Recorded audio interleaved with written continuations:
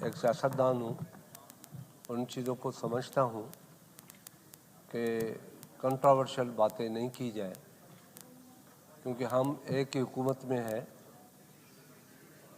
एक ही मकसद है, तो हम ये नहीं चाहते कि हम कंट्रोवर्शियल बातें करें। जैसे कि ऑनरेबल मिनिस्टर ने कहा कि 2013 में अंधेरा था।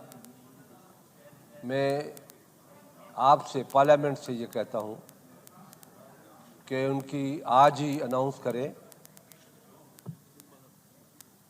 एक इंक्वायरी टीम या पार्लियामेंट्री कमेटी जो है पावर की, उसको दें कि इंक्वायरी करे और एक हफ्ते में अंदर ये चीज़ बताई जाए इस पार्लियामेंट को कि 2008 से 13 तक क्या पोजीशन थी और 2013 से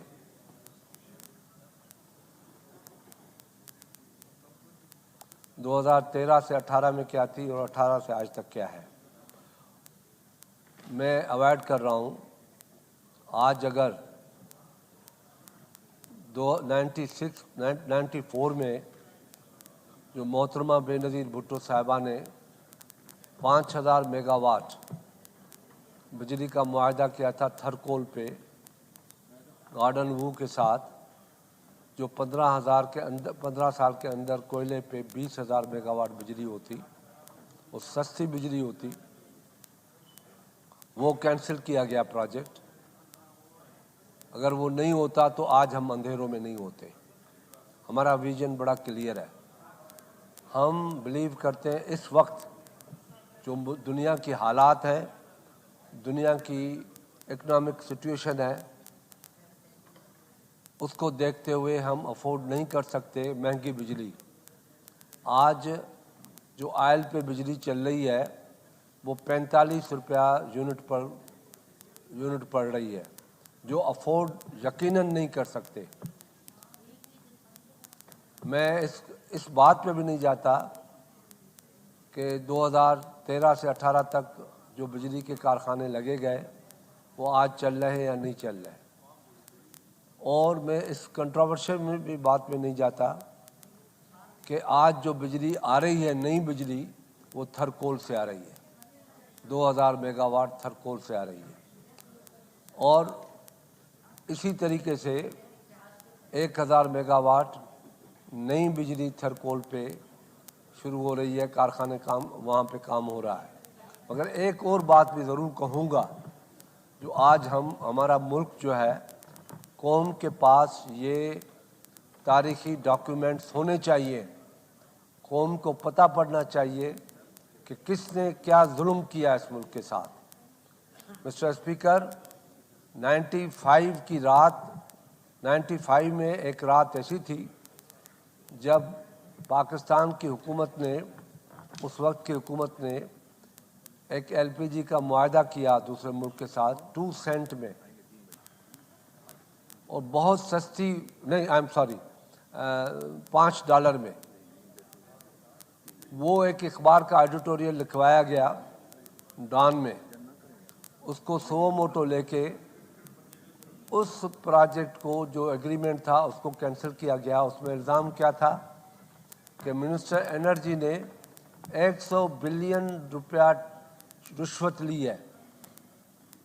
उसको निशाना बनाते हुए वो फ्रांस के साथ जो हमारी एग्रीमेंट थी, उसको सुओ मोटो के ज़रिए उस एग्रीमेंट को रद्द किया गया। अगर वो एलपीजी आ जाती तो मैं नहीं समझता कि पाकिस्तान आज अंधेरों में होता। जिन लोगों ने भी ये काम किया है उनसे हिसाब तो लिया जाए कि कहाँ गया वो 100 अरब, कहाँ गई वो रिश्वत। और आज हमें 25 और $30 में वही गैस मिल रही है बाहर से, और हम परेशान हैं कि हमें मिले। इसलिए मैंने कहा कि मैं रिकॉर्ड को दुरुस्त करूं। हमारे ज़माने में ऐसे ऐसे प्रोजेक्ट साइन हुए जिससे ये पाकिस्तान आज तरक्की के राह पे गामजन नहीं होता, तरक्की कर चुका होता। दुनिया पाकिस्तान के पास भागती, क्योंकि थर्मल बिजली ऑयल पे चलना बड़ा मुश्किल है, हम अफोर्ड नहीं कर सकते। मैं तो ये कहूँगा कि आज पार्लियामेंट एक रेजोल्यूशन पास करे कि थर्मल बिजली पे ऊपर पाबंदी डाली जाए, ऑयल के कारखानों को पाबंदी डाली जाए। अब साहिवाल का जो प्रोजेक्ट बनाया गया था वो बंद पड़ा है, और उसमें कोई शक नहीं कि 3 साल के प्रोजेक्ट को 2 साल के अंदर कंप्लीट किया गया, कोयले पे लगाया गया। मगर यही प्रोजेक्ट अगर आप समंदर के ऊपर लगाते, थरकोल में लगाते, तो आज आपको 3000 बिजली वो वाफर मिलती। मगर आज वो बंद पड़े हैं, नंदीपुर बंद पड़ा है, दूसरे कारखाने जितने हैं बंद पड़े हैं, वो अफोर्ड नहीं कर सकते हम। तो आज मैं गुजारिश करूंगा इस ऑनरेबल हाउस को कि बैठ के एक रेजोल्यूशन बनाएं और थर्मल बिजली के ऊपर पाबंदी डालें, और कोयला, गैस, विंड और अपना हाइडल पे चले जाएं, और ये पैसे हम हाइडल पे खर्च करें और 5 साल के अंदर हाइडल बिजली ले आएं। तो मैं समझता हूं कि पाकिस्तान को दुनिया की कोई ताकत तरक्की से नहीं रोक सकती। हमारे पास रिसोर्सेज हैं, मगर बदकिस्मती से हमने वो रिसोर्सेज से काम नहीं लिया, हमने विंड से काम नहीं लिया। आज भी सिंध में 200 मेगावाट विंड पे बिजली पैदा हो रही है, तकरीबन 300 मेगावाट बिजली कोयले पे पैदा हो रही है सिंध में, और हाइडल जो है वो तकरीबन 7000 मेगावाट हाइडल आज आ रही है। हमारे पास कैपेसिटी है 20,000 मेगावाट की अभी भी। अगर ये प्रोजेक्ट बन जाए तो उस पर हम तवज्जो नहीं देते। 100 बिलियन रुपए रखे गए हैं वाटर पे, जिसमें बहुत से प्रोजेक्ट हैं, 95 प्रोजेक्ट हैं 100 बिलियन पे, और सिर्फ एक हाईवे पे पैसे रखे गए हैं। मुझे एतराज़ नहीं है 300 बिलियन किए जाएं उसके, मगर वहाँ 160 बिलियन रखे गए। भाई अगर आपको पैसे आएंगे, पैसे बचेंगे, इकोनॉमिकल हमारी एक्सपेंशन होगी, हमारी मैशत बेहतर होगी, तो ये रोड भी बनेंगे, ये गलियां भी बनेंगी, सब कुछ बनेगा।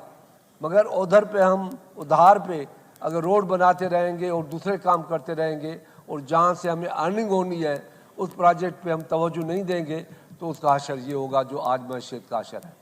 मुझे तो परेशानी ये है कि वापडा गालियाँ खा रही है। वापडा जो आज अंधेरा है वो वापडा की वजह से नहीं है।